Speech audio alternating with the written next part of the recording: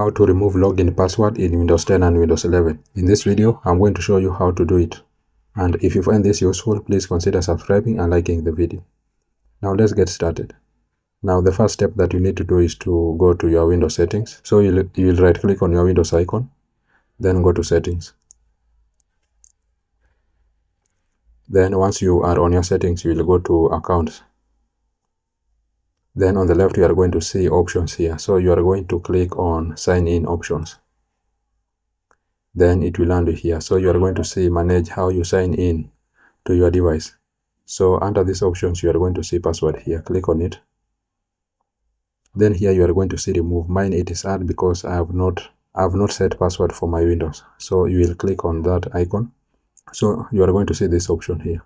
But since you want to remove password from your Windows, you are just going to leave it blank. So you will leave everything blank.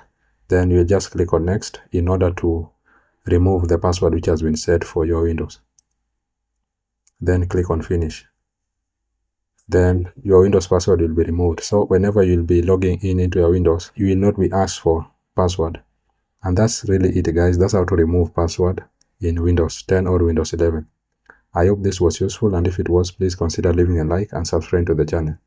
Thank you guys for watching, and see you in the next one.